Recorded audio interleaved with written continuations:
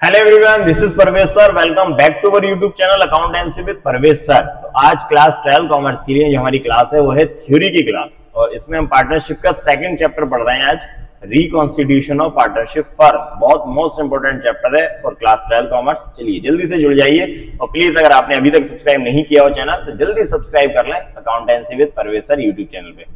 चलिए, तो आज का जो क्वेश्चन है हमारा, आज के जो थ्योरी की क्लास है वो रिकॉन्स्टिट्यूशन ऑफ पार्टनरशिप फर्म की है। रिकॉन्स्टिट्यूशन ऑफ पार्टनरशिप फर्म एक सेकंड चैप्टर है पार्टनरशिप का। फर्स्ट का बेसिक कंसेप्ट मैंने उसकी सभी क्लास अपलोड कर दी है यूट्यूब चैनल पे, तो आप वहां से क्लास 12 कॉमर्स की प्ले लिस्ट में थ्योरी की क्लास में आप देख सकते हैं वहां पे।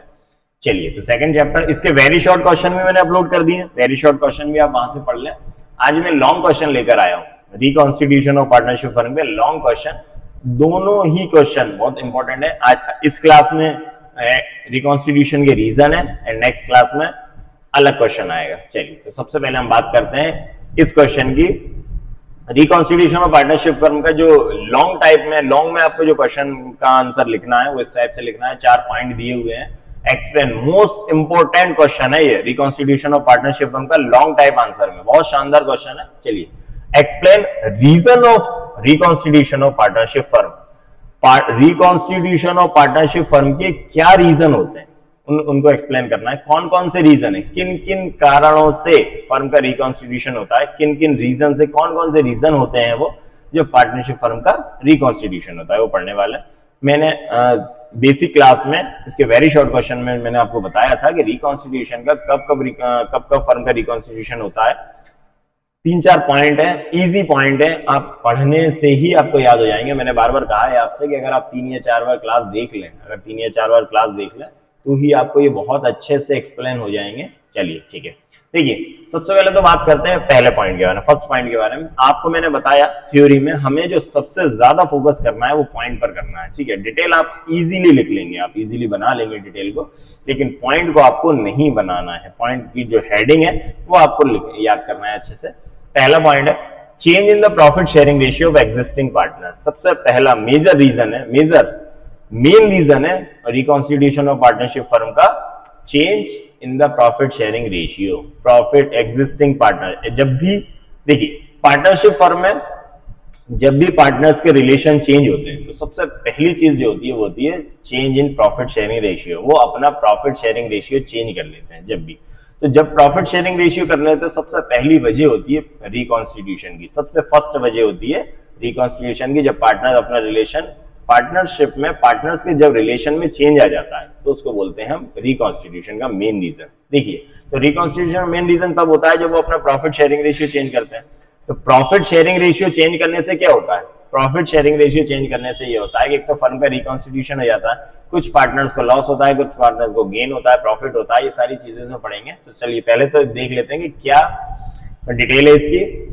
When an existing partner acquires any share from another partner या partners, when existing जो existing partner, जो पहले से ही जो पार्टनर है वो किसी दूसरे पार्टनर या पार्टनर्स का शेयर एक्वायर करते हैं, किसी दूसरे पार्टनर या दूसरे पार्टनर्स के शेयर ले लेते हैं, एक्वायर कर लेते हैं, then it result into change in profit sharing ratio। तो इसका रिजल्ट क्या होता है कि पार्टनर्स का प्रॉफिट शेयरिंग रेशियो चेंज हो जाता है। The change in the profit sharing ratio leads to reconstitution of partnership firm। तो ये जो एक कारण बनता है क्या, reconstitution of partnership firm का। सिंपल लैंग्वेज है, जब भी कोई एग्जिस्टिंग पार्टनर किसी दूसरे पार्टनर या पार्टनर्स का शेयर एक्वायर कर लेता है, एक्वायर कर लेने का मतलब क्या हुआ, जब प्रॉफिट शेयरिंग रेशियो चेंज हुआ तो प्रॉफिट शेयरिंग रेशियो चेंज होने से क्या हुआ, जैसे पहले 3 पार्टनर थे ABC, for example ABC 3 partner थे, पहले उनका इक्वल रेशियो था, आगे चल के उन्होंने अपना रेशियो चेंज कर लिया, 5:3:2 कर लिया, 3:1 कर लिया, 4:3:2 कर लिया। इस प्रॉफिट शेयरिंग रेशियो चेंज होने से क्या होता है कि कुछ पार्टनर अदर पार्टनर्स का, कुछ पार्टनर दूसरे पार्टनर का शेयर एक्वायर कर लेते हैं, तो एक्वायर कर लेते हैं और कुछ सेक्रीफाइस भी कर देते हैं। तो ये इस रिजल्ट से जो क्या होता है, प्रॉफिट शेयरिंग रेशियो चेंज हो जाता है। प्रॉफिट शेयरिंग रेशियो क्या होता है, चेंज हो जाता है इस चीज से। तो जब प्रॉफिट शेयरिंग रेशियो चेंज हो जाता है तो एक मेन रीजन बनता है ये फर्म के रिकॉन्स्टिट्यूशन का। यही लिखा हुआ है कि when an existing partner acquires any share from another partner, acquires any share, कोई भी शेयर किसी दूसरे पार्टनर का एक्वायर कर लेता है, then it result into change in profit sharing ratio. तो इसका क्या रिजल्ट होता है कि प्रॉफिट शेयरिंग रेशियो चेंज हो जाता है। The change in the profit sharing ratio leads to reconstitution of partnership. तो ये पार्टनरशिप के रिकॉन्स्टिट्यूशन का एक मेन वजह बनती है change in profit sharing ratio. ठीक है, तो पहला पॉइंट क्या पढ़ा हमने, change in the profit sharing ratio of existing partner. First reason reconstitution of partnership का फर्स्ट रीजन क्या है, change in the profit sharing ratio of existing partner. ठीक है, अच्छे से याद कर लेना।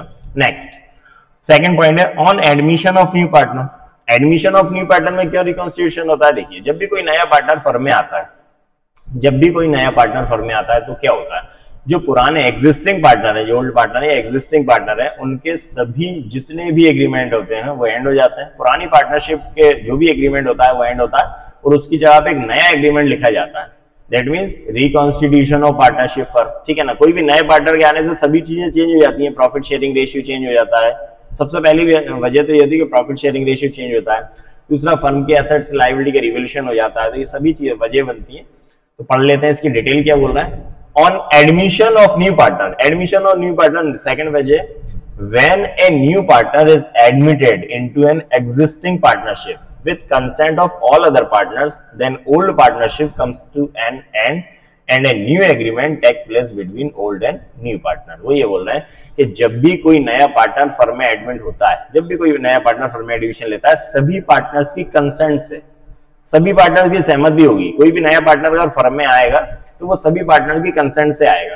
तो ये बोल रहे हैं कि जब भी कोई नया पार्टनर फर्म के में एडमिशन लेता है, एडमिट होता है, सभी पार्टनर की कंसेंट से, तो पुराना पार्टनरशिप एग्रीमेंट क्या हो जाता है, पुरानी पार्टनरशिप एंड हो जाती है। ये लिखा है हमने कि with consent of all other, then old partnership comes to an end. Old partnership का में जो भी एग्रीमेंट होता है वो खत्म हो जाता है and a new agreement take place, और उसकी जगह पे एक नया एग्रीमेंट ले लेता है। उसकी जगह कौन ले लेता है, एक नया agreement between old and new, दोनों के बीच, नए और ओल्ड पार्टनर्स के बीच में एक नया एग्रीमेंट आ जाता है। In such a case reconstitution of partnership takes place, और इसकी जगह क्या होता है, फर्म का रिकॉन्स्टिट्यूशन कहलाता है ये। ठीक है ना, जैसे नया कोई पार्टनर आया तो नए पार्टनर के आने से सबसे पहले तो पुराने पार्टनर्स का, जो एग्जिस्टिंग पार्टनर थे, उनका प्रॉफिट शेयरिंग रेशियो चेंज हुआ और उनके जो भी एग्रीमेंट था वो सारे एग्रीमेंट खत्म, एंड हो गए और उनकी जगह पे एक नया एग्रीमेंट आ गया। तो सबसे मेन वजह क्या बनी, रिकॉन्स्टिट्यूशन, पार्टनरशिप फर्म का रिकॉन्स्टिट्यूशन इसी को कहते हैं। ठीक है, नेक्स्ट ऑन रिटायरमेंट और death of A partner. On retirement और डेथ, देखिए जब भी कोई पार्टनर फर्म से रिटायर होता है, एग्जिस्टिंग पार्टनर फर्म से रिटायर होता है या किसी पार्टनर की डेथ होती है, तो क्या होता है, तब भी फर्म का रिकॉन्स्टिट्यूशन होता है। क्यों होता है, क्योंकि वो पार्टनर फर्म को छोड़कर जाता है, और जब वो पार्टनर फर्म को छोड़कर जाता है तो फिर से वही पार्टनरशिप का एग्रीमेंट खत्म हो जाता है, पुराना एग्रीमेंट फिर से क्लोज हुआ। अब जो रिमेनिंग पार्टनर है, जो भी बचे हुए पार्टनर है, वो क्या करते हैं, एक नया एग्रीमेंट करते हैं। तो ये भी क्या कहलाता है, रिकॉन्स्टिट्यूशन पार्टनरशिप फर्म का। पढ़ लेते हैं क्या बोल रहा है। The reconstitution of partnership can even take place when an existing partner leaves the partnership firm and firm due to any reason, किसी भी रीजन से अगर एग्जिस्टिंग पार्टनर फर्म को छोड़कर जाता है, कोई भी रीजन से, बहुत सारे रीजन हो सकते हैं, रिटायरमेंट हो सकता है, इंसॉल्वेंसी हो सकती है, डेथ हो सकती है, कोई पार्टनर की डेथ हो जाती है तो फर्म में नहीं रह पाएगा, पार्टनर रिटायर हो गया, पार्टनर इंसॉल्वेंट हो गया, या वो शहर को ही छोड़कर जा रहा है, हो सकता है कि वो उस जगह को छोड़कर जा रहा हो, वो अब नया अपना बिजनेस सेटअप करना चाहता हो, वही सारे रीजन होते हैं। तो अगर कोई भी पार्टनर फर्म को छोड़कर जाता है, तो क्या होता है कि वो ये बोल रहा है कि the reconstitution of partnership can even take place when an existing partner leaves the partnership firm due to any reason, किसी भी रीजन से जब एग्जिस्टिंग पार्टनर फर्म को छोड़कर जाते हैं तो भी एक रिकॉन्स्टिट्यूशन की जगह लेता है। Even in case of death of partner, the remaining partners can make a new agreement and reconstitute the firm. तो क्या होता है, अगर किसी पार्टनर की डेथ भी होती है तो क्या होता है कि पुराना जो एग्रीमेंट है वो खत्म हो जाता है और नए जो रिमेनिंग पार्टनर होते हैं वो एक नया एग्रीमेंट तैयार करते हैं। ये भी एक फर्म का क्या कहलाता है, रिकॉन्स्टिट्यूशन। पार्टनरशिप फर्म का क्या कहलाता है, रिकॉन्स्टिट्यूशन। तो कितने पॉइंट पढ़े हमने, सबसे पहला तो पढ़ा change in the profit sharing ratio of existing partner. जब भी एग्जिस्टिंग पार्टनर का प्रॉफिट शेयरिंग रेशियो चेंज हो जाएगा तो रिकॉन्स्टिट्यूशन होगा। On admission of new partner, जब भी कोई नया पार्टनर फर्म में, सभी पार्टनर की कंसेंट से अगर कोई नया पार्टनर फर्म में आएगा तो भी रिकॉन्स्टिट्यूशन होगा। ऑन रिटायरमेंट और डेथ ऑफ पार्टनर, अगर कोई पार्टनर का रिटायरमेंट होता है या किसी पार्टनर की डेथ हो जाती है तो भी रिकॉन्स्टिट्यूशन होता है फर्म का।